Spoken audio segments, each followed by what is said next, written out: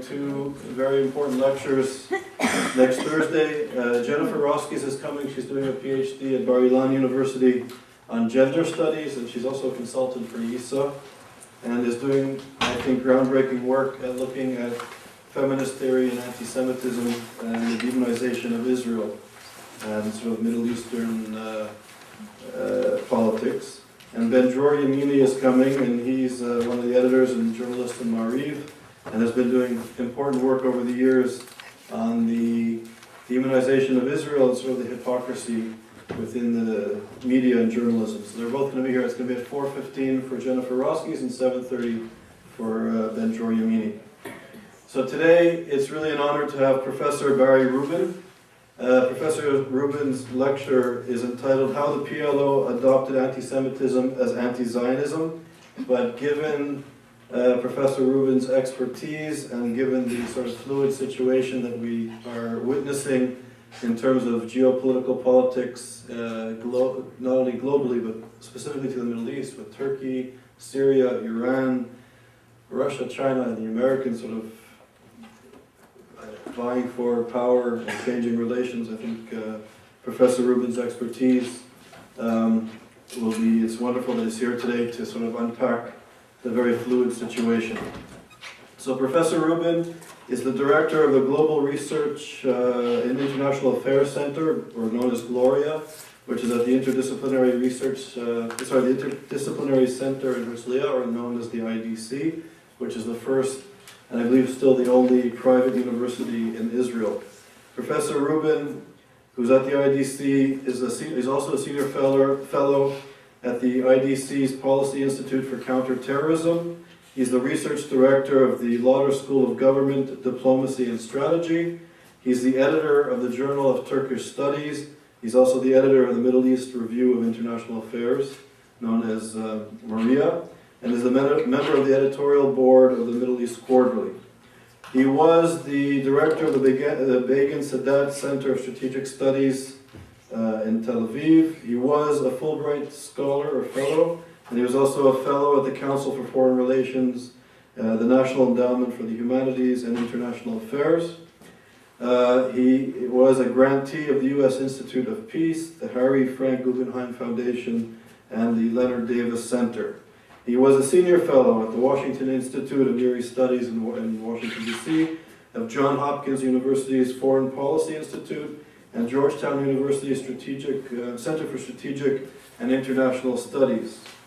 In addition, I can go on for a long time, he's been he writes, in aside to all the work he's doing in public speaking, he writes incredibly well and in major volumes. He's written 5 books on terrorism.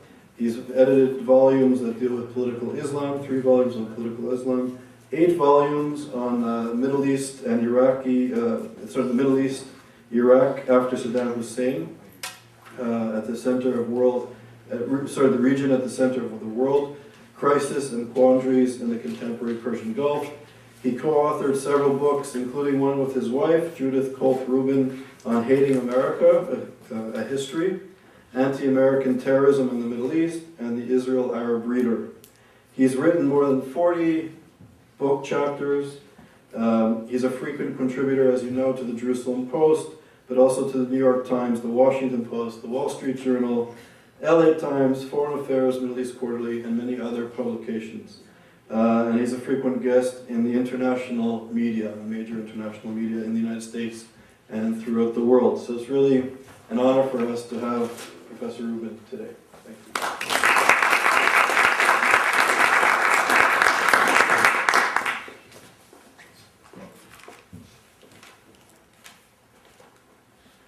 Well, that's very kind of you. I was actually very tired at the end of it. But I should say, I'm pleased to announce, not only pleased to be here at Yale, but I'm pleased to announce that I'm now working with Yale University Press, and I'm doing 2 books Yale University Press is bringing out. One is in Israel, an introductory guide, and the other is a history of German Middle East policy, including but not only in the Nazi era. So thank you very much.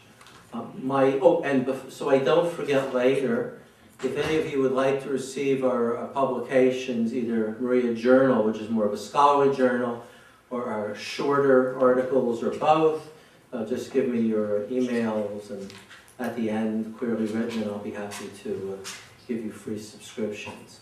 My problem today is there's too many things I want to talk about.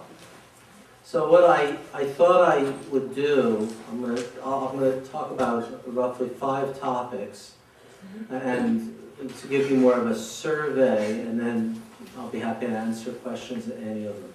First topic I want to talk about is, briefly of course, first topic is, why is the Middle East such a mess as a region?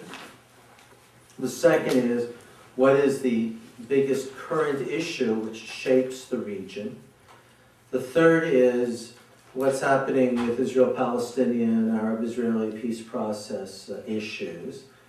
And then the fourth is a bit of a discussion of how anti-Semitism plays into this. And then finally, at the end, I'll touch on a very interesting and complicated subject, which is the PLO. It's very complicated to say because you have to deal with 3 different groups: the PLO, Fatah, and the Palestinian Authority, which are all very roughly kind of the same thing now, very roughly, and how that works in.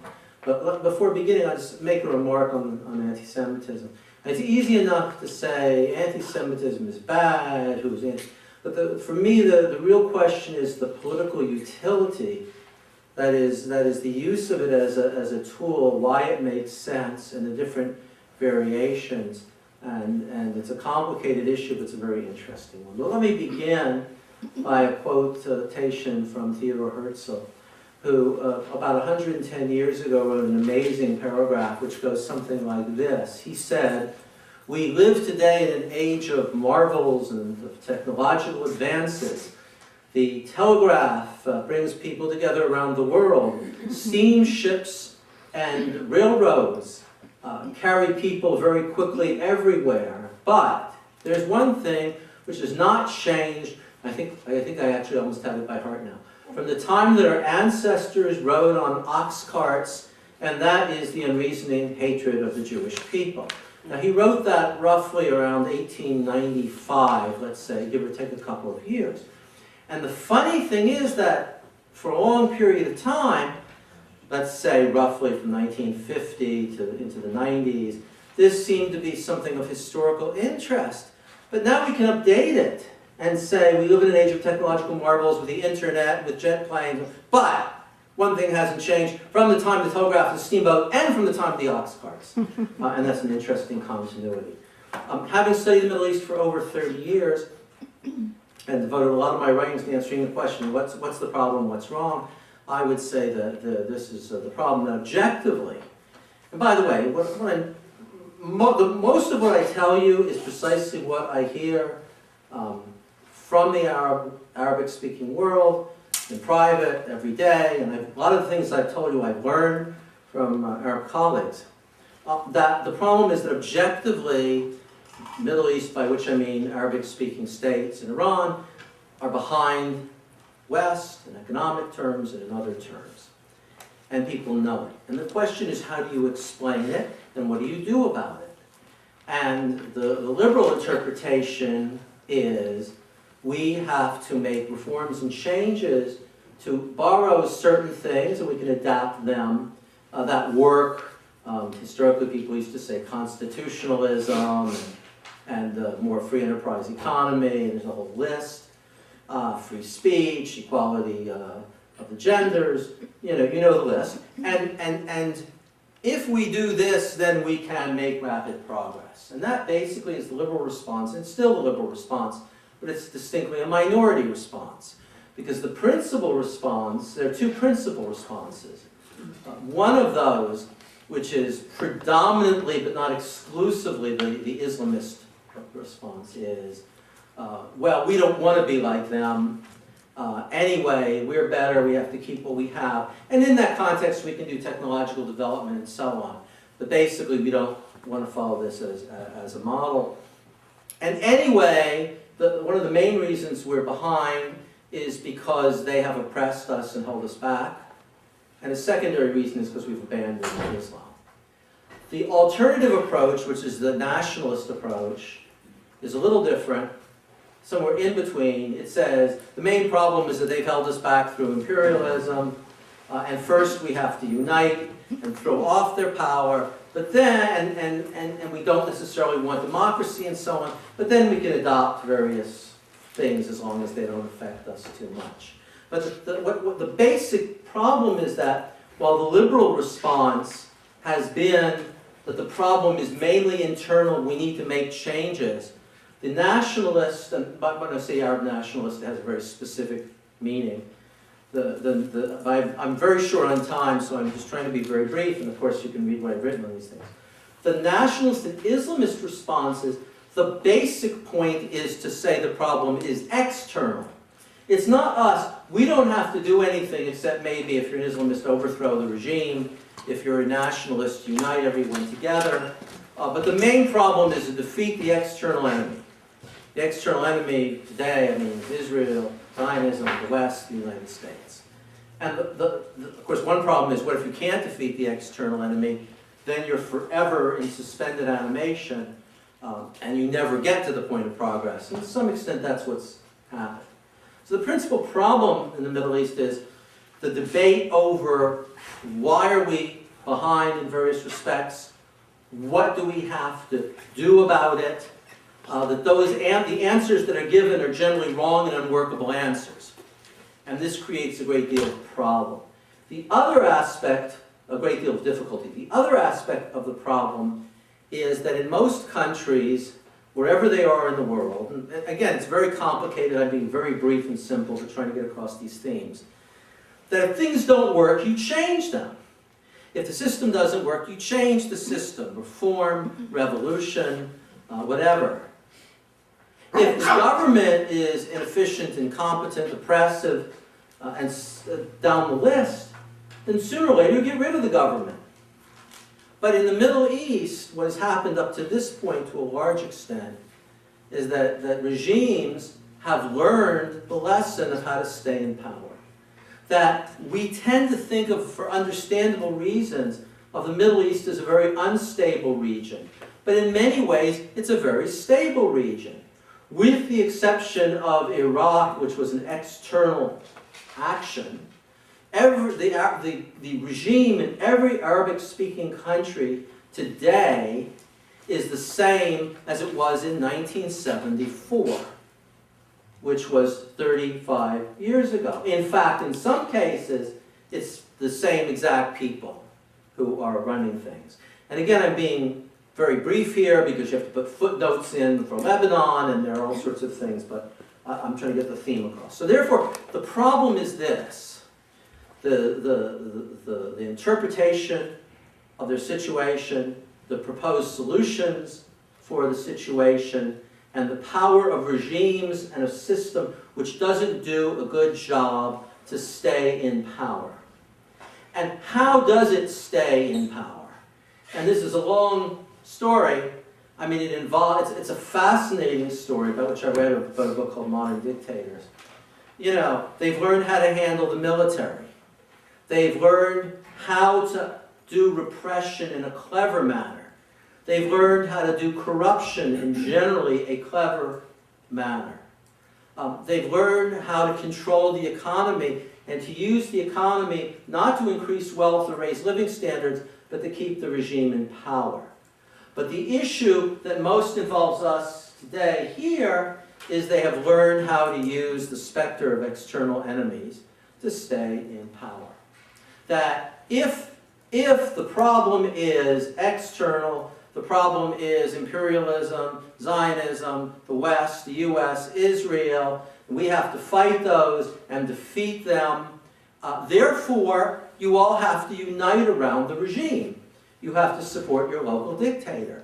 Or to use an Arab proverb that's often used here, no voice can rise above the din of battle, of which the basic translation into American slang is the old World War II line, don't you know there's a war on?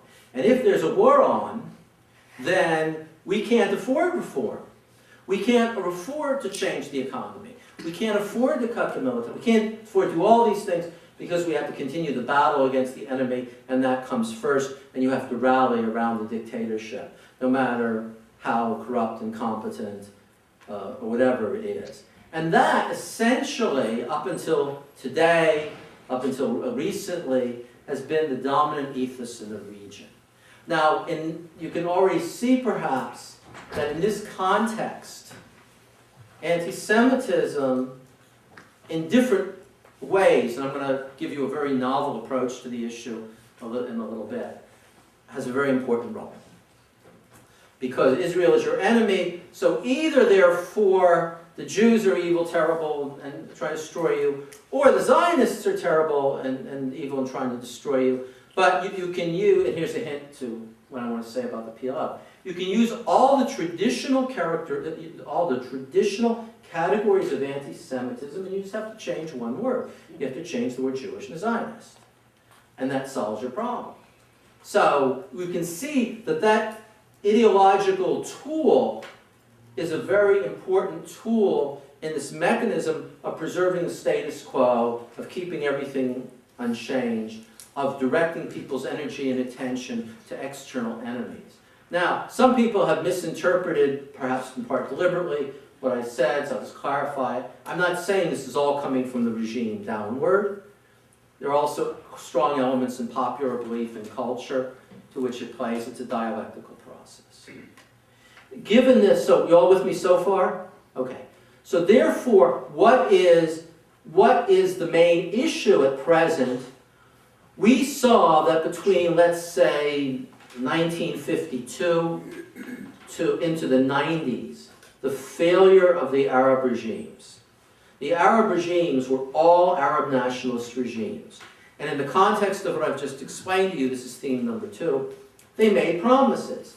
If you follow us, we will destroy Israel, we will defeat and expel Western influence, we will unite the Arab world, and we will bring dramatic economic and social progress. And none of those promises were kept. 52, 62, 72, 82, 92, and the Soviet bloc fell and communism fell. 2, that's a piece of the puzzle. And so people began to get tired. And even though the mechanisms were pretty good, they did erode. And you had the Iranian Revolution, and you had other events. So there arose a new force to challenge the existing nationalist-dominated system, and that was Islamism, political Islamism. Not Islam, but Islamism as a political doctrine saying we must seize state power and impose a Sharia system, and if we do all this and overthrow the existing regimes, then we will solve all the problems that they failed to solve. Now there's a real parallelism. These are rival doctrines. These are things over which people kill each other. But there is a certain parallelism here, which is one reason why Islamism is done well, because it can feed off some of the material from Arab nationalism. Arab nationalism says, Israel is evil, terrible, the source of our problems, and must be destroyed. The Islamists say, well, we agree completely. Why have you failed to destroy it? Arab nationalism says, the West is our enemy, imperialism is our enemy, America is our enemy. And the Islamists say, well, we agree. Why do some of you then make deals with the United States and the West? Why do you call in Western troops to save you, Saudi Arabia, when Iraq invades Kuwait, as one example? So there is some interplay. But the critical, and this is theme number 2, the critical issue at present, the most important issue and struggle for the Middle East of this generation, and possibly the most important issue in the entire world, is the struggle, and I know it's simplistic to put it this way, the struggle between the nationalists and the Islamists, neither of which are democratic. And here you have the problem of the liberals, because it depends, every country is different. Just very simplistically, let me say, if you want to think of it roughly, that 65%, I mean, these are arbitrary numbers, but there's some reasonableness in them. Roughly, I would argue that in the Arabic-speaking world today, roughly 65% of the people still see themselves as nationalists or communalists. Maybe 20 to 30% see themselves supporting some form of Islamism, and 5% are Liberal Democrats. And if anything, I've exaggerated the extent of Liberal Democrats. In the great battle between these two elephants, the small mammal of liberalism is dodging around. And just to tell you one little anecdote among many about this, only in a situation like this, specifically in Syria, could an Arab liberal who's been in prison in Syria make the statement in an interview, our government, Syrian government, is a fascist government, and 5 minutes later say, we must support the Syrian government. Why is that? Because as much as he hates the Syrian government, he's more afraid of the Islamists. So he is ready, and this is, by the way, what's happened to liberals in the Arab world in the last 5 years or so. They've had to make a choice. In pretty much every country, with the exception to some extent of Egypt, they've chosen to support the regimes. Only, I would say, only in Egypt has a considerable body of the liberals decided to support the Islamists. So this is the great battle. And in this battle, one of the things this battle does is it's tended to pull the regimes and the nationalists, at least in part, toward a more radical stance. In other words, that although they combat the Islamists, they're also echoing the Islamists. And so while the main development of anti-Semitism has been among the radical Islamists, it's also been very much reflected by the nationalists who are trying to compete. Not to compete in moderation, which is, by the way, the kind of thing we've seen in many parts of the world, but to compete in radicalism. And by the way, very clear and very clearly true in the Palestinian case. How does one therefore see Arab-Israeli, Israeli-Palestinian issues within the context of these things? And one might say, to put it simply, there's good news and there's bad news. I'll start with the bad news since we're talking about the Middle East.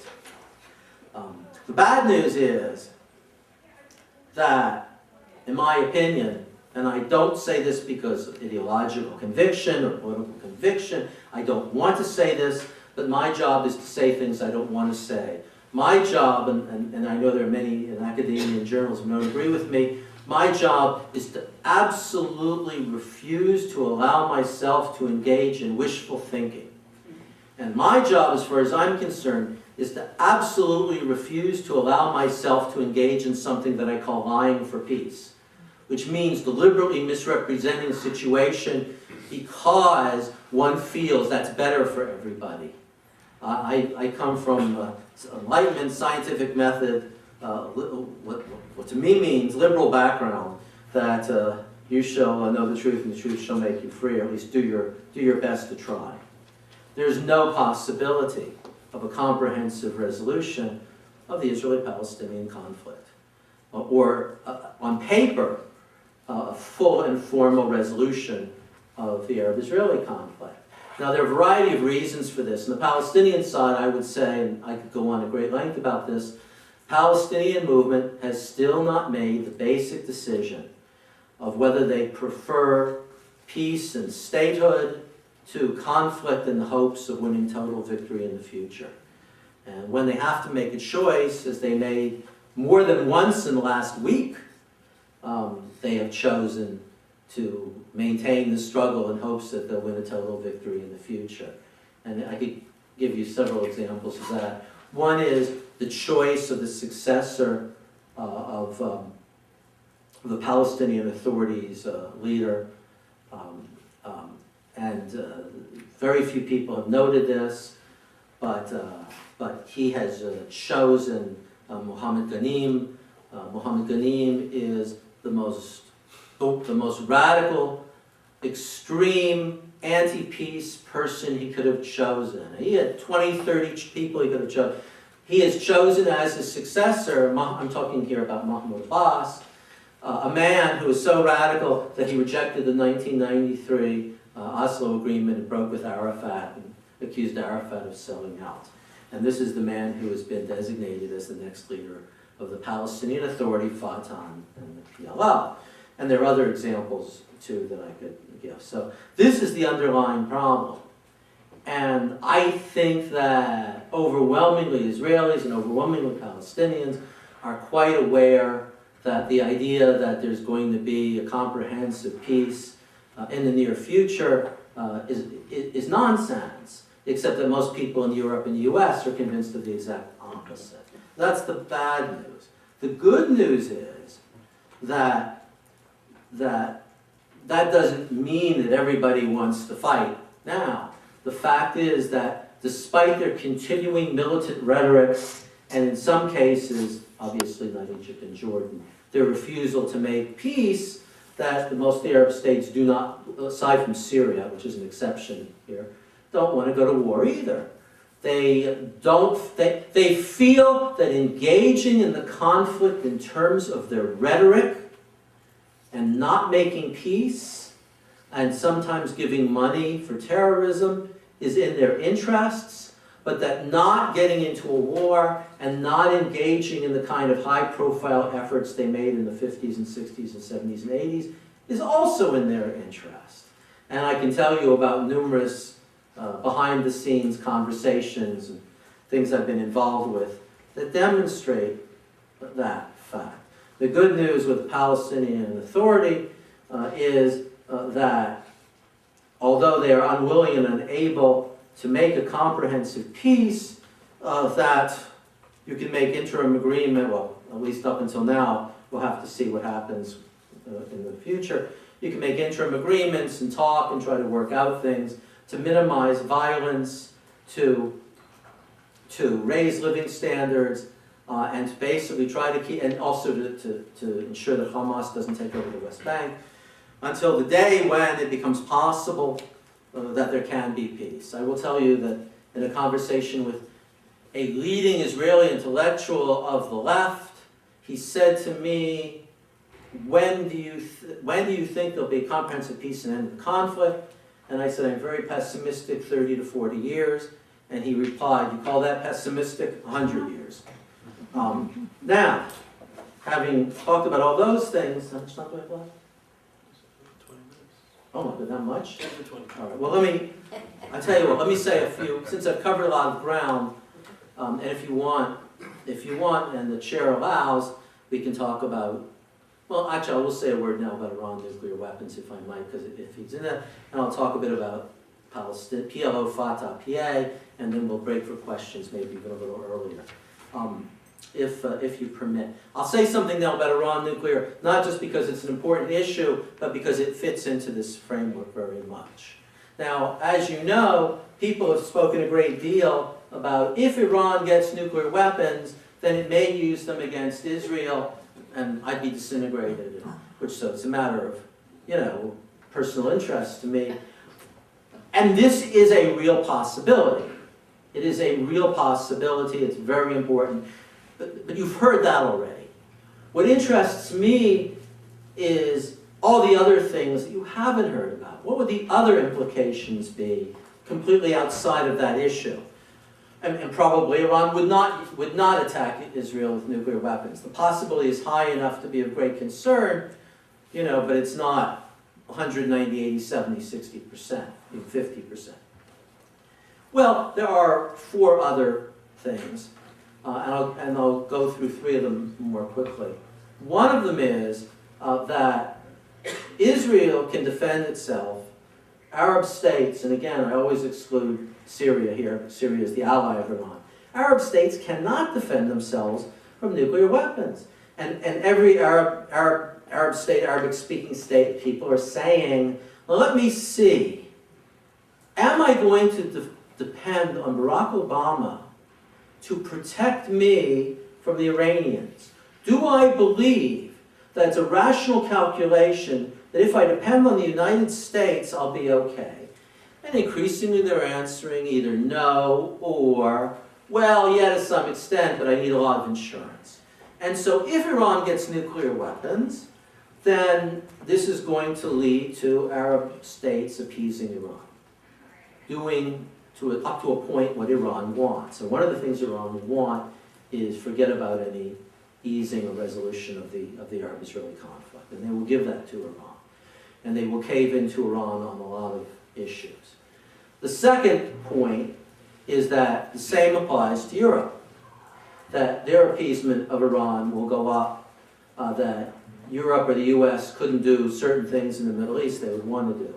The third thing I'll just go over very briefly is the price of oil would zoom upward because Iran is a price hawk and the Saudis wouldn't stand against them. But it's the fourth and final point that I want to stress here, that if Iran gets nuclear weapons, it will be perceived as proving the success of a radical Islamist model. That Iran worked, they are strong, they're stronger than the West, they showed them, they're going to get rid of Israel for us, whether or not that's true. And therefore, we better jump on the bandwagon. And I would predict that tens, even hundreds of thousands of people throughout the Arabic-speaking world and in immigrant communities in Europe will join radical Islamist groups, that the level of conflict and the level of violence will go up in every Arabic-speaking state and in Europe. The irony is that one country that's not affected is Israel, because they're already doing everything they can do. But with that, and relating to our specific purpose here, the Iranian-style anti-Semitism will also go up because that will be adopted increasingly as part of the ideology. Let me turn now to conclude with a discussion of anti-Semitism in the case of the PLO. Because Hamas is easy, Hamas is using classical anti-Semitism. It's much more complicated. From its inception, 60s and 70s, Fatah and the PLO had to be careful. They thought consciously that they had to be careful. Because if they were identified as anti-Semitic, and remember people were very much conscious of the Nazi model, that it would be a political disadvantage to them. So they tried to find some way around it. Now they needed to have a systematic anti-Zionist ideology. So they had several options to choose from, and they actually used all of them sometimes simultaneously. One option, which I suppose could appear to be the progressive option in the 60s and 70s and 80s, you don't really see it as much anymore, really, is the idea that the PLO and Fatah were the true champions of the Jews. Because Zionism was against Jewish interests, that it had nothing to do with Judaism, and therefore that the true interests of Judaism equated with Israel's destruction, and they were then carrying that out. And the arguments were made, some of the fascinating arguments that were made in this vein. For example, it was argued that since fascist anti-Semitism had identified Jews as a people or a nation, that and not only as a pure religion, that therefore, by refusing to accept the idea that Jews were a people or a nation, that the PLO and Fatah were anti-Semitic, if you see my point. And early on, it was also recognized that and this is much more common now, but as early as 1968, Yasser Arafat was referring to Israel as neo-Nazi. And this is a very old theme. The problem is that while they were arguing that they were the true champions of the Jews, at the same time, of course, and we're talking now about the late 60s and into 70s, that PLO groups, sometimes the very ones that were arguing they were the champion Jews, were sending terrorists in to murder anybody they could get their hands on. So this argument saved them from being called anti-Semitic or neo-Nazi themselves, but didn't have much play. The problem was they couldn't stick to this argument because at the same time they were always tempted by either anti-Semitic or what might be called apologies for anti-Semitic ideology. For example, Nabal Amr was still around, who was PLO representative in Moscow, said anti-Semitism was a Zionist invention designed to justify Israeli policies and blackmail the societies where there are Jewish minorities. This is also a theme we still see. Either the radical position, there was no Holocaust, to the moderate position, Israel is just using the Holocaust to rationalize its policies. And that's something that we still see today. So you had the we are the true pro-Jews position. You had the more or less classical anti-Semitic position, and then you had a third kind of a neo left-wing position, which I'll come to. What were the sources of PLO thinking about Jews in Israel? And although the balance changes all the time, all of these factors there. Well, the first is the Quran and Islamic doctrine. Remember that the Quran and Islamic doctrine forms the great majority of the Islamists' thinking.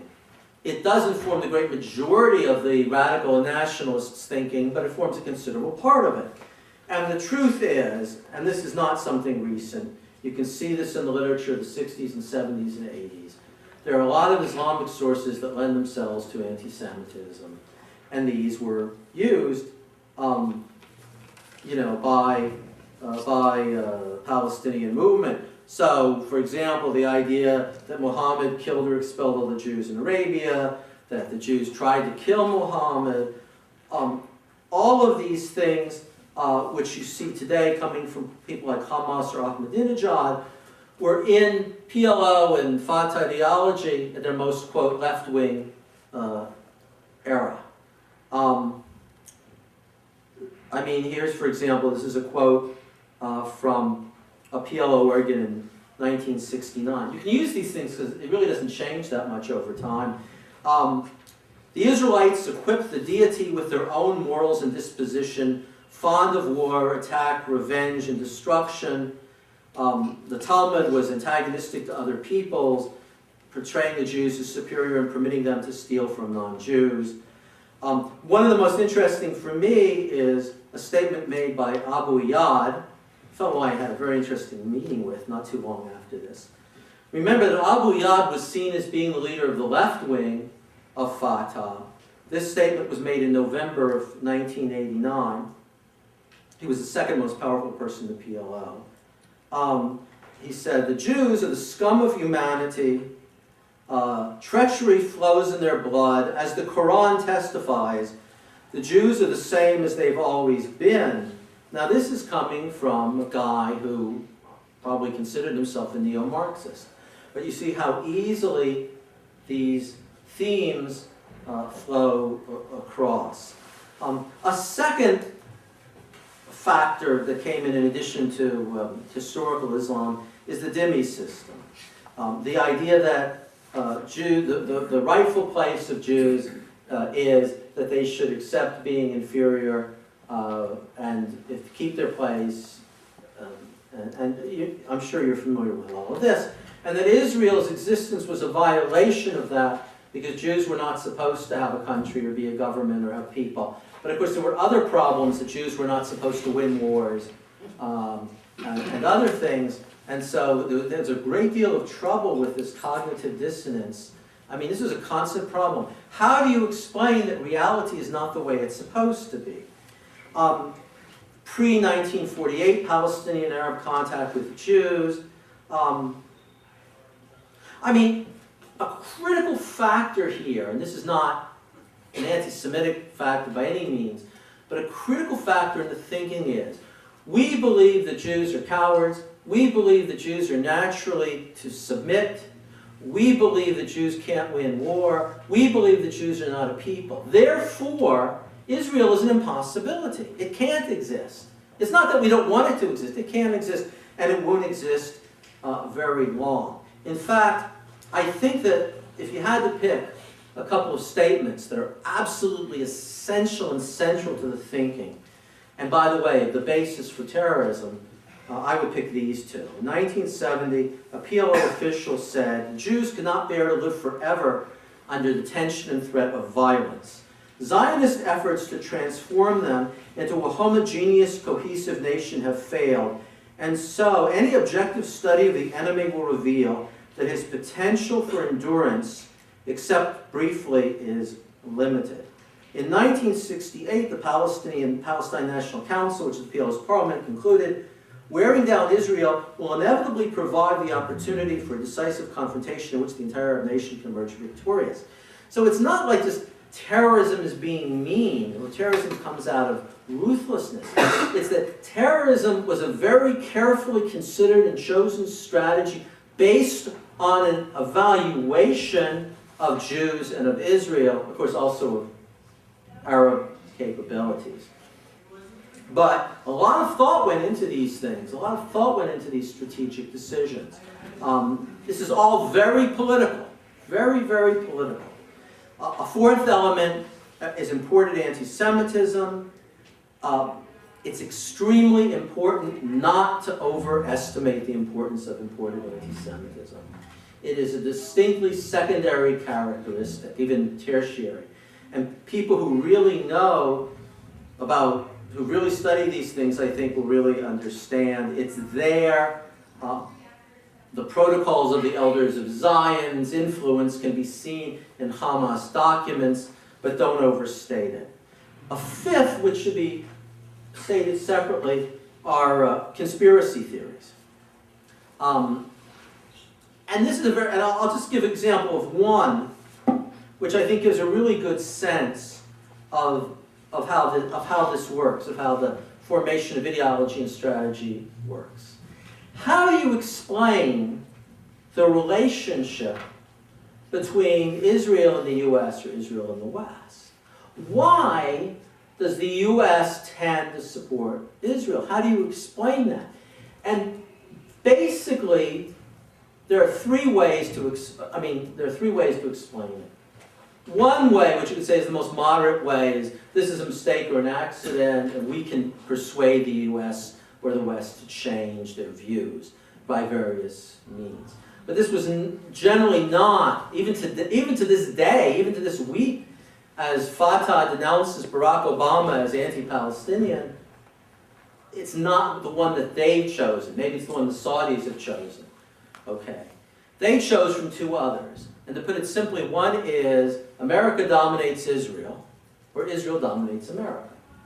America dominates Israel is the neo-Marxist kind of anti-imperialist conception that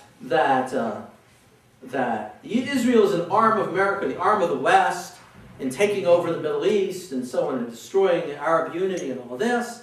And you see that it's tended to decline over time, particularly in the post-Cold War world. It's still there. The other is, of course, the classically anti-Semitic argument, which is Jews control America. And this is all over the place. And it's tended to go up more in recent years. There's a lot more I could say. I don't want to go on too long. As an example of how difficult it is for the Palestinian movement to conceptualize and deal with Israel, you can't do any better than something that Yasser Arafat said in 1988. Remember, 1988 was a year when they started thinking about negotiation. So he wrote, the arrogant forces in Israel do this and that, he says. And Arafat says, how can this arrogance of Israel be stopped with another Masada? Now, Arafat may have thought that he was being persuasive of his moderation, but of course Masada symbolizes genocide, symbolizes destruction, wiping out. So they often don't perform very well. They only really have two ultimate protections. One is things said in Arabic which are not translated or not translated very widely. And the second is the unwillingness of media and scholars to publish stuff which goes against what they're trying to do politically, which is to bring peace and to portray the Palestinian movement as more moderate than it is, and therefore they censor out a great deal. Finally, and briefly, the Palestinian movement has had and still has a lot of very difficult questions to answer. And I'll go through these briefly, but each of these is fascinating. The first question is, how do you explain Israel's existence? And if you can't, You know, you can be somebody's enemy, but you can make an honest attempt to understand, you know, and understand them. So how do you explain Israel's existence? Now, the obvious way is Jews suffered, they came up with an interpretation over time that Jews are a people, Jews wanted a country of their own like other people, they suffered under the Nazis, and so on. So therefore, Israel was created as an expression of the will of many or most Jewish people, as a genuine outcome of Judaism and Jewish people's history. So now you can still be against Israel and say that, but they don't say that. I mean, it's almost impossible to find Palestinian statements that say that, people really in the movement. So they have to explain it as either the Zionists trick the Jews and aren't really Jewish, or it's American imperialism, or some kind of conspiracy. They cannot, and as long, and by the way, of course, there are many different people with different views. I've written 3 books on Palestinian politics. I can go down a list. I'll go down the list of the Fatah Central Committee or every member of the Palestinian Legislative Council and analyze each one differently. But basically, this is the point. The second problem, so it's tempting to give an anti-Semitic explanation to solve a mystery they can't solve, which is why does Israel exist? The second question they have is, why do Jews support Israel? And again, you can give an honest and clear answer for that, even if you're against it. But of course, both the Islamists and the nationalists tend not to be able to deal with that. The third is, how are the Jews defined? Religion, people, whatever.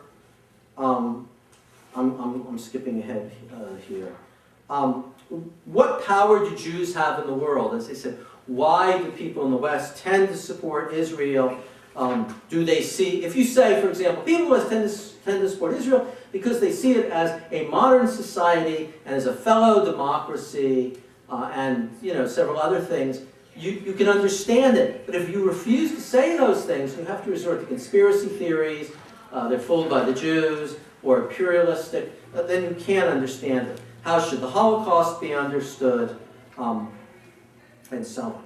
Now, in political terms, the real problem here is not that there's a strong anti-Semitic element in the worldview and ideology of the Palestinian movement.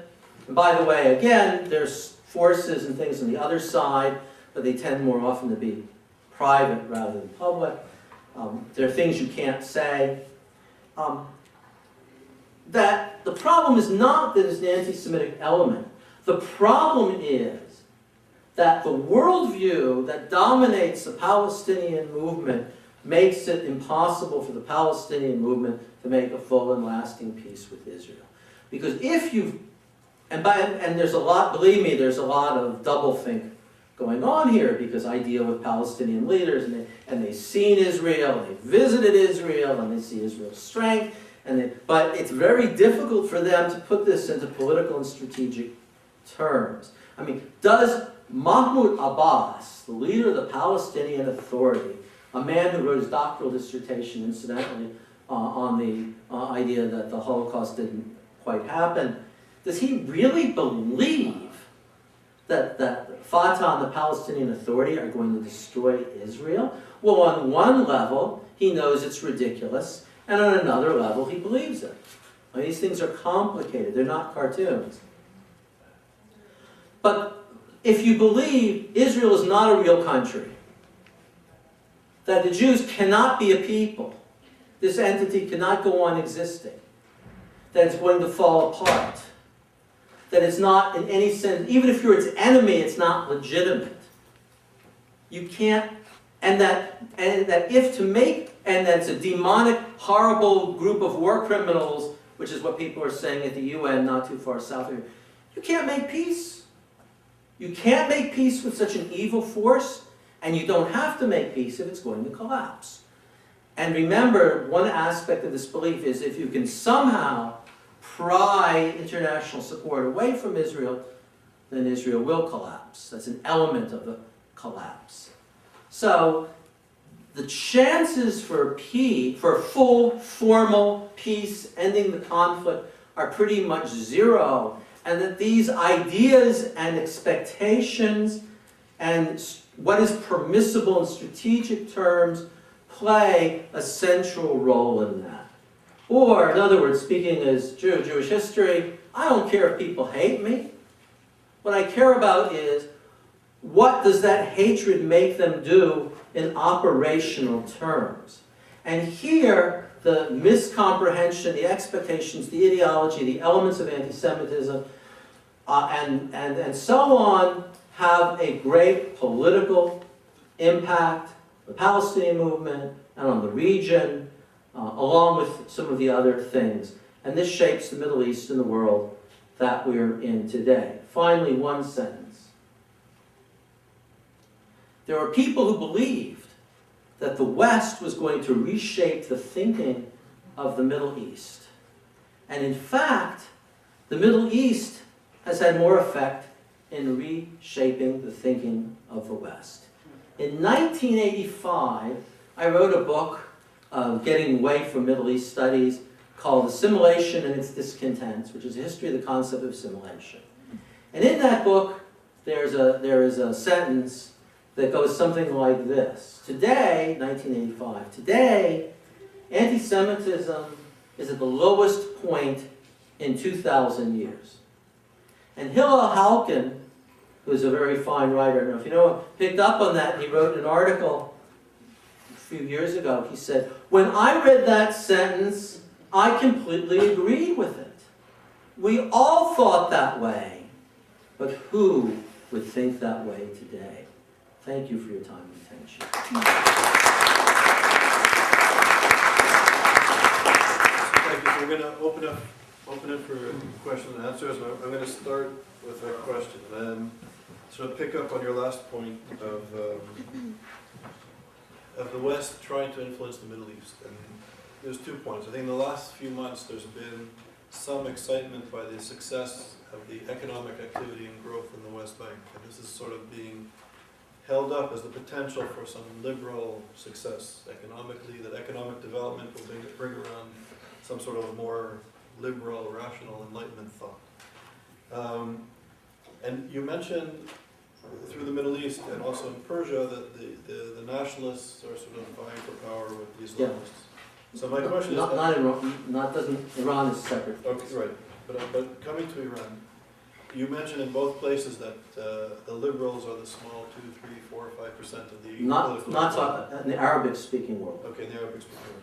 Iran is completely different. Okay, given Iran's influence in the Middle East, given Iran's influence in the Palestinian society, Gaza, West Bank, my question is twofold. Why do you think that Obama balked at supporting, days before in Cairo, he was calling upon the Muslim world to take on sort of a civil rights, anti-apartheid, non-violent movement to bring change, and days later, literally millions of people are in the streets begging the West and begging Obama to take a position, to take a strong stand. Let me just finish. Okay, you already have 3 questions. 2 questions. Okay, 2, that's 5. Okay. And Obama and the administration, at least on the streets of Iran, failed to answer their call. The second question that I'd like to ask is, so why do you think that happened? And the second question is, when you spoke about Iran having a nuclear weapon and the changes that this will have in the political equation of the Middle East and globally, and that the Sunni states are going to be threatened, that Israel will be threatened, and parts of Europe will be threatened, I have a cynical question. Is this bad for the United States? They're far away. The United States supplies 75% of the world's armaments, and this may be wonderful for business. Okay, well, okay, I mean, aside from everything else, that the U.S. isn't going to sell arms to Islamists anyway, so you've asked about 5 questions. You've asked about 5 questions. We can discuss that. You've asked about 5 questions, and I'm going to try to answer some of them seriously. First of all, the economic question. The idea is economic growth and development is a basis for stability. And clearly, that can be true. There are three problems, and very true, I think very true in the Palestinian case. There are three problems. The first problem is, in the broad sense, that economic change brings instability. I'm not going to go into detail, but I'll just mention in passing. If we look at the causes of the Iranian Revolution, one of the main causes is the changes brought about by economic development.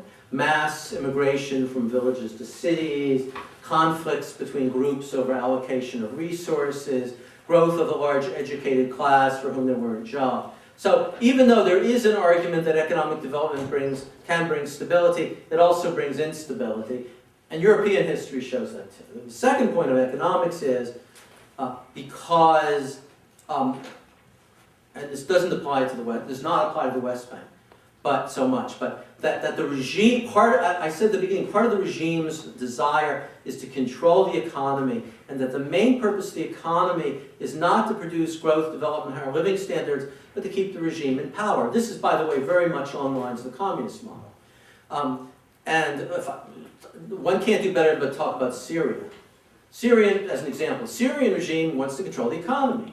People say, oh, we are going to moderate them because we're going to offer them all these advantages of rapprochement with the West, which will lead to investment and other things. But that threatens the existence of the regime. Because if you have Western companies coming in and investing and doing joint deals and so on, it can lower the degree to which the government controls the economy, and it brings in these external factors. And one point I've noted is that in many cases, liberal reformers are people who have links with foreign companies. So for example, the most courageous dissident in Syria, his family is very big in textiles, and among other things, he has the franchise for Adidas sports shoes, because it allows them an element of independence from the regime. They're not like just getting the contracts, turning on and off the faucet, and the regimes know that. So the regimes are not interested in the case of Saudi Arabia, well, we have to be careful, because if we go too far, then the most Islamic people will be upset. So you've got to be careful. So the regimes limit economic development. And the third is violence. So Winston Churchill, in 1899, Winston Churchill, just before he left Sudan, wrote, "It may be that a century from now Sudan will be a wealthy and prosperous country, but I doubt it. Blood is not a good fertilizer in making countries or economies grow." And in fact, so if you have instability, if you have the possibility of violence, I mean, would I invest in the West Bank? You know, I'd say, well, who knows what's going to happen in 6 months. So that's why, while there are especially economic development in the West Bank, but there are also limits to that factor. All the questions you asked are fascinating. The second, give a lecture on any of them, but I won't. The full lecture. The second is Iranian influence. Now, Iran has a major problem in extending its influence to the Arabic, two main problems in extending its influence to the Arabic-speaking world. That is, Iran isn't Arab and it isn't Sunni. How do they try? It isn't Arab. It's predominantly, although actually only a little over half, I think the population are really can be called ethnic Persians. But it's not Arabic and it's not Sunni. The question for Iranian strategy is, how do you leap those two barriers? And the way you leap the Arab barrier is by proving that you are the true defender of the Palestinians and the true enemy of Israel. And this is definitely part of Ahmadinejad's calculation. This is how you say, you know, forget about the fact that we're not Arabs. Forget about the fact that we're not Sunni. We're doing a better job of pursuing your cause than your leaders. So it's demagoguery, but it's carefully thought out demagoguery with a strategic purpose. In addition to that, you leap the Arab barrier by having Arab allies. And who are your Arab allies? Hamas, Hezbollah, Syria, and some elements in Iraq. How do you leap the Sunni-Shia barrier? You have some of your allies are Sunnis, and that's, of course, the importance of Hamas. Because Hezbollah is Shia, and Syrians pretend to be Shia, but they're not. I mean Syrian leadership, not the Syrian people. So they have some success in leaping that barrier. But I would suggest that if Iran has nuclear weapons, they would have much more success at doing it. You should see, if you want to see sour, angry, hateful expressions, you should watch the television programming from Egypt, where members of the Sunni Muslim Brotherhood held rallies to support Hezbollah while trying not in any way to be sympathetic to the Shias, and people started chanting Hezbollah and Fadlallah, and they were not happy. So a lot of the Sunni Islamists hate Iran. They hate Iran. And this is one of the things the Fatah people try to do is to say, oh, those Hamas people, they're a bunch of Shia, you know, they're not right religiously. So Iran has real problems. Having nuclear weapons would help problems. U.S. policy. Well, I don't want to get into U.S. politics, but I'll make an observation you might find interesting. One of the many bizarre things we live in the world today is the total reversal of Western, I don't want to say ideology, political views. Historically, for those of us old enough to remember it, the idea that supporting democracy and human rights in various countries was a liberal idea. And during the years of the Cold War, you know, always you denounce, oh, these conservatives, they will support a dictatorship just because it's anti-communist in South America, for example. They don't care what they do, they're torturing people, but they all support them because they're anti-communist. And this was a liberal issue, and I can give lots of details. And then George Bush pulled what can only be called, and I apologize for those from this mean anything, a Disraeli maneuver. And he turned everything over. And he took the human rights and democracy issue, and they made him his. Well, that was his, and then that's bad, so then liberals have to be against it. So now the conservatives say, well, we're the supporter of human rights and democracy. And liberals, whatever lip service given, don't feel comfortable with it. So you have the specter of a liberal democratic president who, an election is stolen in Iran, peaceful demonstrations are put down, people are put on trial, and doesn't want to make a statement about it. Now, what would Harry Truman, Franklin Roosevelt, Harry Truman, John Kennedy, Lyndon Johnson, even perhaps Bill Clinton, Jimmy Carter, which is a complicated issue. I mean, what would McGovern and Muskie, what would all these people say about it? They would say, well, this is a very peculiar thing. So I'm just pointing this out. I'm not taking a position, but I'm just saying, be aware of this very strange kind of a turnaround. Is it bad for the U.S. if radical Islamists take over the Middle East? You betcha. Because these are, I'll tell you a little anecdote about this in a moment. These are people who want to overthrow all existing regimes. I mean, even leave aside Israel completely. They want to overthrow Morocco, Algeria, Tunisia, Egypt, Jordan, Lebanon, which they've partly done, Saudi Arabia, every country. They want to have revolutions. This involves bloodshed, involves anti-Americanism, involves increasing terrorism, opposition to all Western interests.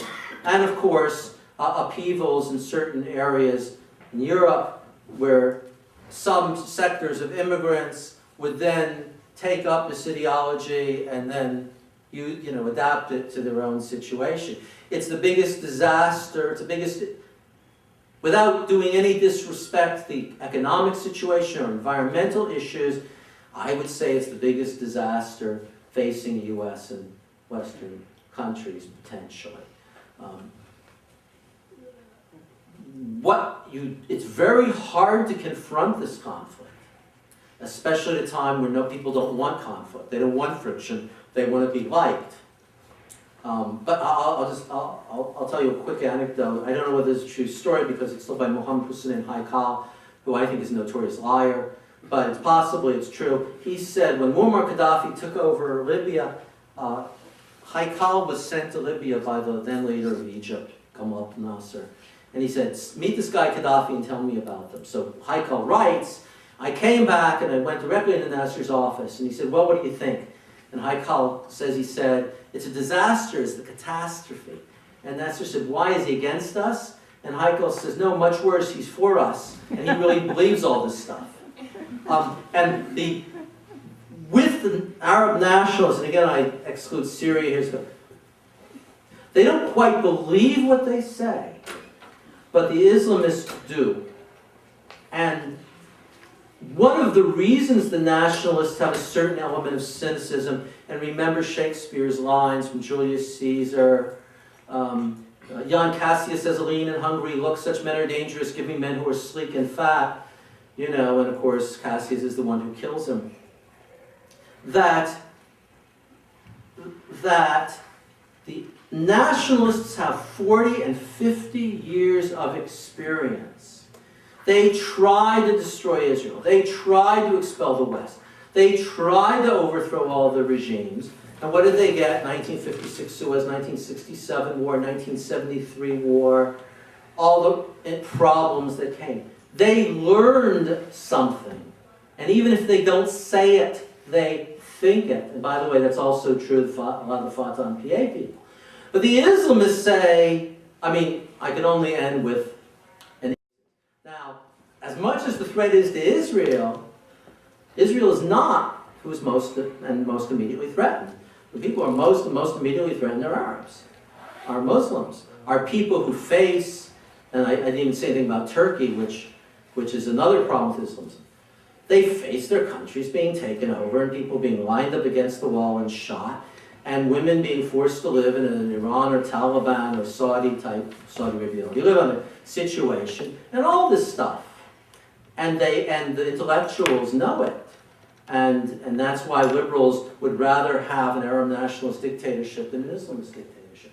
They're the ones facing the greatest risk, just as in Iran today, they're the people who are suffering under this regime. The irony is that in an Arabic-speaking world, Islamism is far more popular and has a brighter future than it does in Iran, where people have experienced the regime, and I'm not saying they can do anything about it, but a lot of people don't like it and would like to change it. As I said, that's not saying they can, but they'd like to. So the Middle East is a very complicated region. It is possible to understand if one takes the time and the flexibility to really study it and try to understand it on its own terms with a reasonable amount of cross comparisons. And this is what I'm trying to do. Yes? Okay, I just want to, there's some other people with questions. Oh, you want to call? Yeah. So just to make a final comment, to go back to my last question, I don't want you to comment it, I want to open up to the floor. Is that the United States did sell arms to Islamists, the Taliban and the Iranian regime? No, that's not true. I'm sorry. Please, from my host. U.S. never sold arms to Taliban. That's flatly untrue. Read Michael Rubin's article in Maria Journal. There was one very limited sale to Iran to get hostages out. One can disagree with that. It's not the same thing. It's not a meaningful thing. It's my view. Okay. The first one's a matter of fact. Okay. And then I wonder if there'd be a confrontation with Iran and what that would do to the oil prices in the United States, would the administration take that route or rather sell arms to Iran's neighbors? Let me say something, with your permission. I promise you can time me under 60 seconds. What's going to happen is very clear. There's going to be X number of months of engagement with Iran, into December, maybe into January. Presumably it will fail. There will then be a phase of increased sanctions. January, February, March, April at the latest. And then that will go on for some months, and it will have no effect. And by the time we get into 211, or more likely to say into 212, then the Iranians, if nothing else happens, will get nuclear weapons. So it's not, I don't think it's really a mystery, the basic kind of framework. I'm sorry. Hello?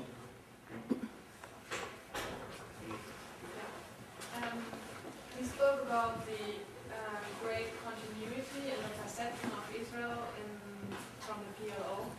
And my question is, and you spoke also about wishful thinking, which you don't know yourself. My question is, was there a point in history when there was a possibility for a major change inside the PLO? Or in the Palestinian society, or were there other speakers or political leaders who might have, with whom a change might have been possible during the 90s, for example? Right. Or was this everything only wishful It's a very complicated question, which I've tried to answer in my writing. The simple answer would be no. The more sophisticated answer would be, we conducted an experiment called the peace process from 1992 to 2000. It was an experiment on that very question. And the results of the experiment were clear. And this is not a left-right thing. In Israel, at least, people across the political spectrum reached similar conclusions overwhelmingly. And when we know some of the things that Arafat said in private during that period. Look, at the Camp David meeting, several members of the Palestinian delegation went to Israel and went to the US and said, we would like to make a deal, but Arafat won't let us. So, I mean, I'm aware of all the specifics, but Arafat dominated. And then Mahmoud Abbas came in. And Mahmoud Abbas is a very complicated man.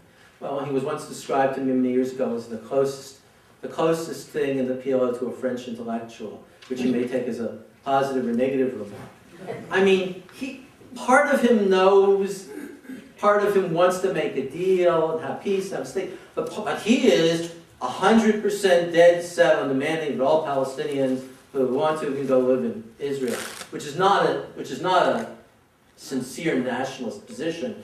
It's a position designed to destroy Israel. So, with lots of complications, my basic answer to that question is no, but with full awareness of all the detail. The process of transformation has either barely begun or not even begun. And as liberals in the broadest sense of the word and historic optimists, we tend to believe that history is always moving in a better direction. But I mean, is Palestinian opinion more radical or less radical than it was 5, 10, or 15 years ago? Those kids being brought up in the Gaza Strip in Hamas schools with Far For The Mouse, telling them to go and be a suicide bomber on the children's TV. I mean, it is quite... There was, now, but more broadly, and I discussed this in my book, The Tragedy of the Middle East, there was during the 90s a period of reconsideration, more generally in the Arab world. We have been hitting our head against the stone wall for 50 years. We have failed. Should we do something different? And after serious consideration, the basic answer was no. And there are a lot of elements. Let me give you one. The collapse of the Soviet bloc and of communism. In the West, this was a great thing. The Berlin Wall falls. Hooray, hooray. And, well, what did it mean to the regimes? My goodness. Those people, Gorbachev and those Hungarians, all those people, they loosened the reins, allowed some reform, and they ended up getting thrown out of power. We're not going to let that happen to us. They especially watched Romania. And so this made them less willing to have reform. So if you were interested in my book, The Tragedy of the Middle East, and in my book on the liberal movement called the Arab Struggle for Democracy in the Middle East, in great detail, I go into all these issues. So, a question here. Yes. Can I short questions, shorter answers, and Okay. do this many questions? Mine will be short. Okay. Could you speak a little more to the two quick points you made? One was about trying to drive a wedge between the West and Israel, particularly with what's going on now at the UN. And the second one, you talked about differences between Iranian anti-Semitism and the anti-Semitism in Arab countries. Is there anything you wanted to add to that? Okay. Yes, I could speak a bit more on it. You want to go to the next question? Sure. No, I'm only kidding. This will be short. Oh, I didn't say the second one. On the first one, well, this is an old dream. People can perceive that it's closer to coming to reality. Look, people think that if you offer concession, it's natural, seems logical. If you offer concessions, and this is the way people behave in New Haven, perhaps. If you offer concessions, then the other side will say, oh, you're a really nice guy, you're reasonable, you want to make a deal, okay, I'll offer concessions. And I'm sorry, it's not the way things work in the Middle East.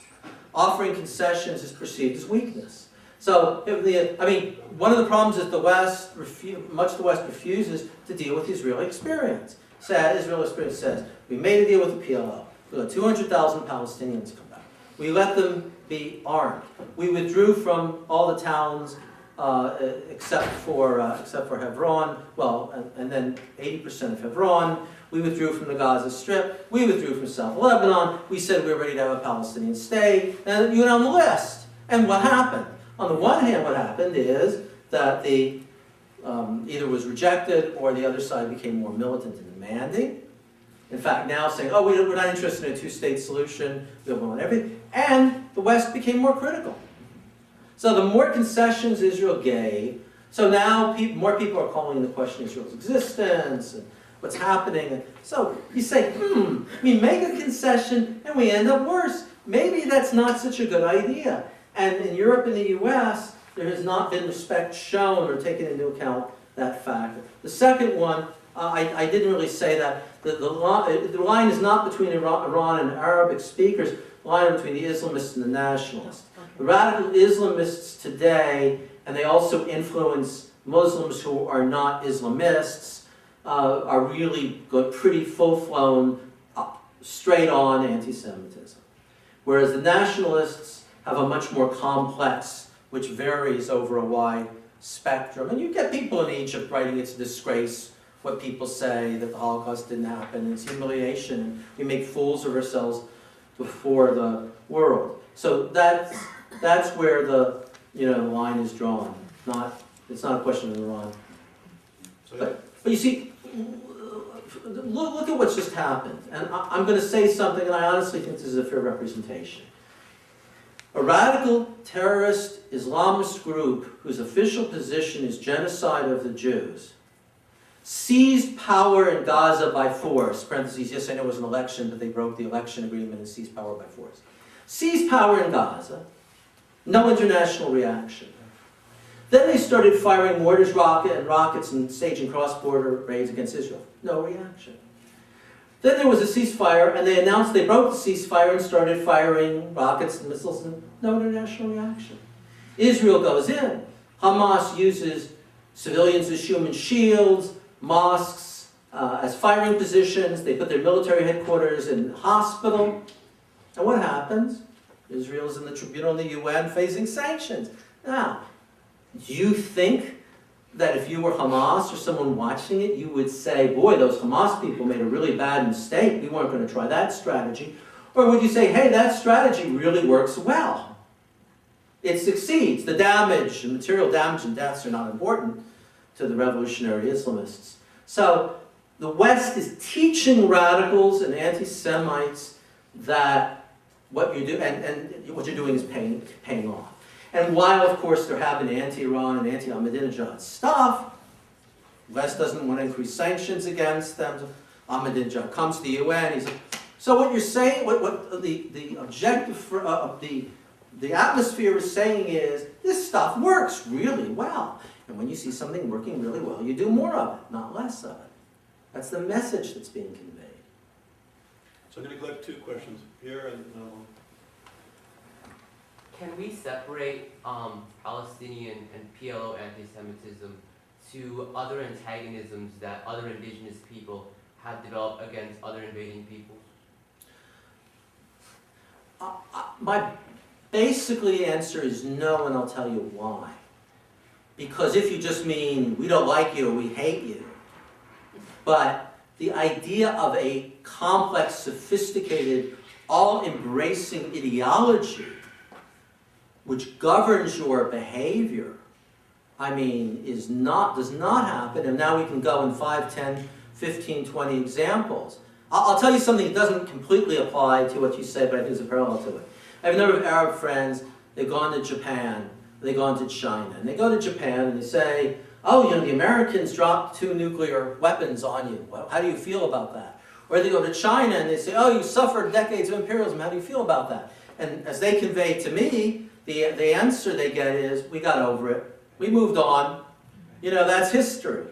So, the question is, do you move beyond into some constructivist approach Like, you know, yeah, we're angry you did this, but now we have to deal with the present. And Jews face this also, because I have to deal with Germans and I have to deal with Poles, and we discuss these issues and we try to understand each other and get beyond it. But if you know, we can go through the Tamil issue, we can go through Australia, and no, you don't see anything like this.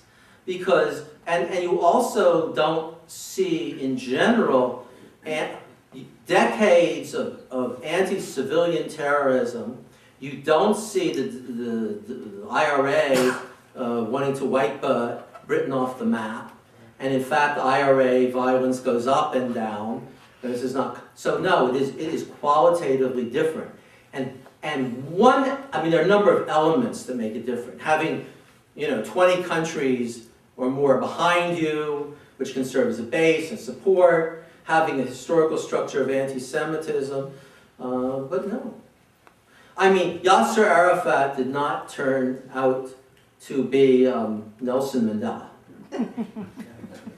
So, and on this note, so Alon will ask the next question, but before we get to Alon, just as a note, we're going to show a film on the indigenous Jewish people of the Middle East. They're the largest group of, the Mizrahi Jews are the largest Jewish group in Israel, and we're showing a film on the forgotten refugees, Jewish refugees, that will be shown later in the year.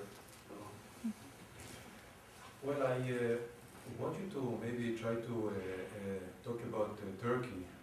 Turkey is maybe one country that deteriorated from a point of being very westernized or holding democratic values to becoming an Islamic shadow of maybe now what Iran is. Maybe they are going there. And my question is, in your view, is there anything that can be done to reverse the process?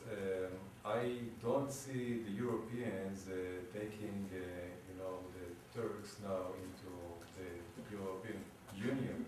Is there any other way to? Well, first of all, if you'd like to invite me back to a lecture in Turkey, I'd be happy to do so. Let me see some of my. I'm an editor of Turkish studies, written a number of books on Turkey. I was the first Israeli exchange professor in Turkey. It's a country very dear to me. I have many Turkish friends. I had lunch with one of my Turkish friends the day before yesterday. He said, always remember, and this is true in Iran and other places, you know, don't confuse the government with the people, as he put it, the captain with the ship. It's a really interesting.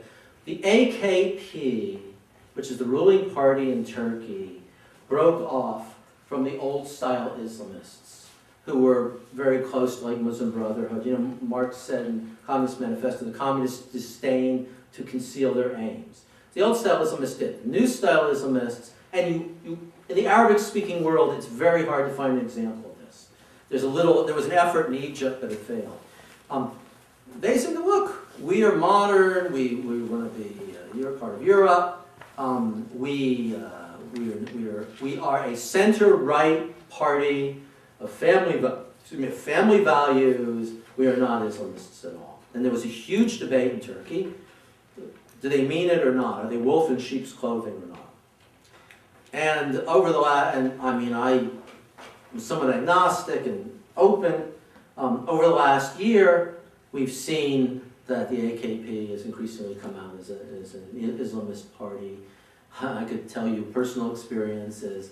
I don't have the time, but I'd love to tell you some anecdotes. I think as long as the AKP is in power and is going to continue to be in power, they're going to go down that road. There are only two ways to get them out of power. One is if they lose an election. If they lose an election, it has to be because the opposition parties get their act together and they're the most incompetent politicians I've ever seen. But that's a possibility. The other possibility is a military takeover. That's become less likely than in the past. They might push the military too far. Up until recently, the AKP played it really smart, and they're starting to be overcome by arrogance and push harder and harder. But I mean, you know, the kind of thing like the main opposition media group is the Dogan group, and the government took them to court and found them guilty of various trumped up charges, and they issued a fine of $3.9 billion. No, I did not say $3.9 million. I said $3.9 billion. So in other words, what they're saying is, you either stop all your criticism of us, or we'll wipe you out. They're taking over the media, people are intimidated, they're putting their people into government. The situation for Jews in Turkey is becoming worse, something I could talk about in great detail. So, is it reversible? Yes, but not by the continued presence of this government. One would think that the existence of a government in Turkey which felt more comfortable with Iran than with the United States would be a matter of concern for the US government, except for some junior people in the bureaucracy. It's not even on the radar screens. And as the Turkish oppositionists say, the US and Europe, well, US still thinks of AKP government as a great example of moderate Muslim democracy, but if in fact you're wiping out freedom of the press and freedom of speech and anti-Semitism, and you're preaching anti-Semitism increasingly, no, that's not what you are. It's a very, very serious situation, and it's very clear that this, for all practical purposes, the special relationship between Turkey and Israel, is over. And I can tell you a lot more. If, by the way, if you are interested, you want to get my blog or my write, these are things I write about. I've just written a full-length piece on Israel-Turkey relationship as a subject for a journal on Turkey, but I'm going to print it. So if you want to get the details, you can look at my books. You can, subscribe to some of the publications. But it's a very serious setback for Western interests, and it's not noticed. Now, of course, in the European point of view, people may not be altogether unhappy to have a good reason to keep Turkey out of the EU forever. In fact, I made up two jokes to my Turkish friends, which they liked a lot. One is, instead of saying, in the Jewish tradition, you say, may you live to be 120, you say, may you live to see Turkey enter the EU. And the other one is, when Turks ask me, when will the Arab-Israeli or Israeli-Palestinian conflict be resolved, I'll say, it's going to be an amazing day. It's on the same day Turkey enters the EU. And then they start laughing because they understand precisely what I'm saying. Professor Rubin, thanks. I have a question that takes off on your cogent observation that you don't wish to lie for peace, as it were. That you like to face the hard reality on the ground, however unpleasant it is. That, along with your very cogent descriptions of why the much desired peace is virtually an impossibility for now and for a long time down the road.